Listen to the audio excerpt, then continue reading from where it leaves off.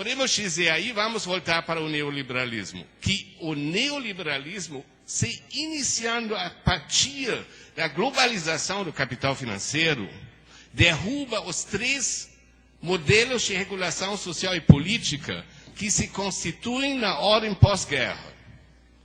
A economia de comando de origem soviética, as diversas variantes desenvolvimentistas no Sul, e até está desmoronando parcialmente, pelo menos, como o companheiro aqui da Argentina falou sobre a Alemanha, o estado de bem-estar social na metrópole.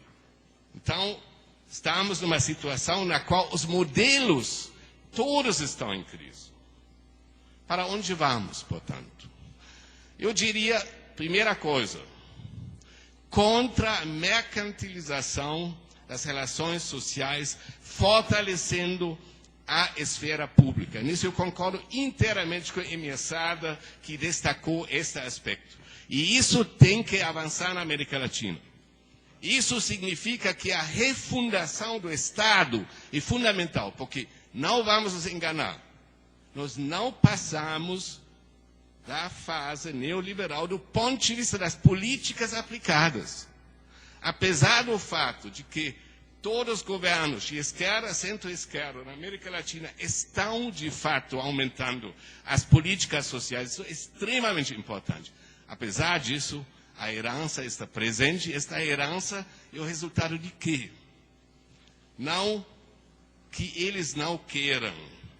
O resultado das imposições de um sistema econômico global que se faz presente diariamente da mesa do presidente, do governador, 2 minutos. Quem sabe também do chefe da Casa Civil aqui no estado do Pará.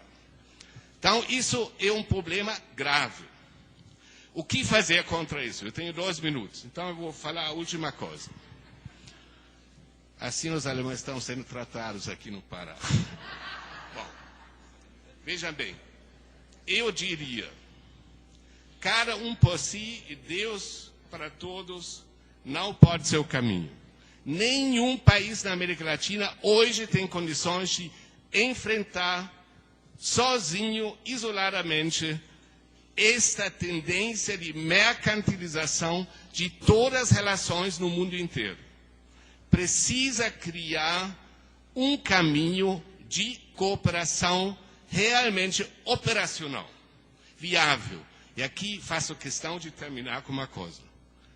No contexto atual da América Latina, eu vejo que o governo que mais insiste nisso, o governo do Hugo Chávez. Ele faz isso, inclusive, com uma perspectiva que acho extremamente importante. Ele associa a perspectiva à libertação do Simón Bolívar, criando uma perspectiva sociocultural do consciente coletivo, de precisamos urgentemente de uma segunda libertação da América Latina. É besteira pensar no referencial enquanto elemento de mobilização de Karl Marx, Lenin, Trotsky. Isso é besteira, me desculpem.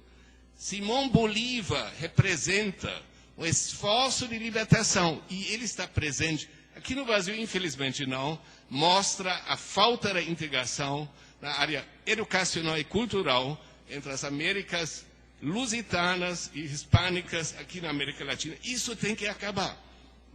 E tem que mobilizar os libertadores brasileiros na consciência do povo. Então, se nós não vamos conseguir isso, se nós não vamos criar uma política operacional onde vamos ter fluxos financeiros autônomos, uma força de defesa, onde vamos ter capacidades técnico-científicas unidas, onde vamos abrir mão da idiotice de querer o tempo inteiro incentivar nichos de competição no mercado global, cada um por si, Deus contra todos.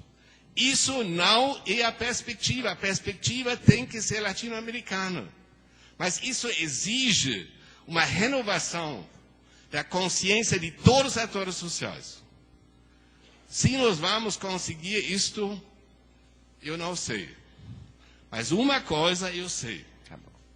Se isto não se concretizará, a longa noite neoliberal, segundo Rafael Correa do Equador, já acabou. Eu discordo dele, estaria dizendo, estamos na madrugada, estamos vislumbrando uma luz.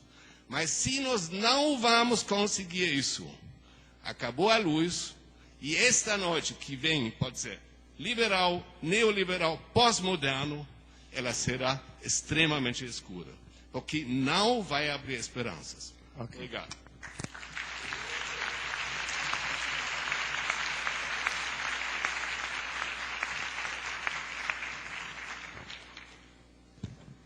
Agora peço a manifestação do Dr. Cláudio Pucci, do governo do Estado do Pará.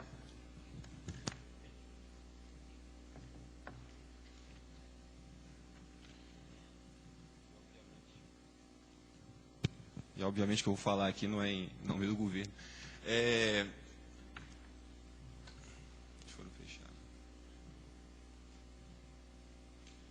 Tem um negocinho aqui. Tá, vou falar. Realmente eu sou da escola do Thomas, que o futuro a Deus pertence, ou no caso aqui parece que é mais a Marx pertence, né? Mas enfim, o Delfim Neto diz uma expressão, né, que no caso da economia, falar do muito longo prazo é um exercício de macroquiromancia, né? Então nós não podemos exagerar no tipo de previsão.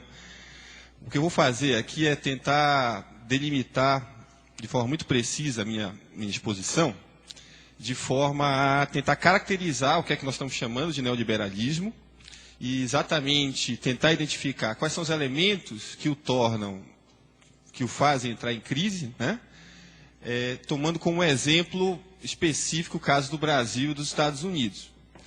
Por que o caso do Brasil e dos Estados Unidos? Porque o Brasil é uma economia significativa da periferia do sistema capitalista e porque os Estados Unidos, como nós vamos ver depois, eles representam em grande medida a nação símbolo do neoliberalismo, aquela que talvez tenha sido a grande nação que se beneficiou dos resultados da implementação das políticas neoliberais, tanto politicamente quanto economicamente, tanto é que foi, nos anos 90, um dos poucos países que conseguiu crescer, dos poucos países de capitalismo maduro que conseguiu crescer acima da média mundial. Enquanto a Europa estava crescendo muito pouquinho, os Estados Unidos cresciam acima da média, por mecanismo que nós vamos ver aqui. Eu não estou querendo bombardear vocês com dados empíricos, mas eu acho que é importante a gente falar com alguma base concreta, né? A realidade,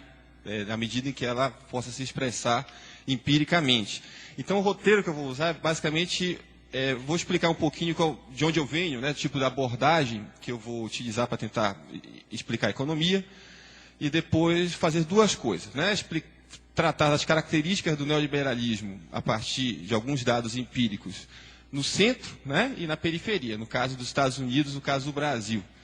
E algumas conclusões depois, sem me aventurar muito ao que seria o pós-neoliberalismo, mas falando um pouco das contradições em que vive o neoliberalismo hoje. Bem, eu vou usar uma abordagem aqui, eu vou usar algumas variáveis, repetidamente, tanto para os Estados Unidos quanto para o Brasil. Eu vou usar a chamada abordagem da economia política clássica. Economia política, quer dizer, a primeira escola da economia política que foi criada a partir do final do século XVIII, né, que ela é representada pelo Adam Smith, pelo Ricardo, pelo Marx, e no século XX, por um economista chamado Piero Sraffa e outros grandes economistas que utilizaram uma abordagem metodológica para tentar entender como é que a economia funciona. Tá? Essa abordagem metodológica ela é fundada sobre uma variável central, que é a taxa de lucro. E para a gente calcular a taxa de lucro é como uma espécie de cardiograma do sistema capitalista. A taxa de lucro ela nos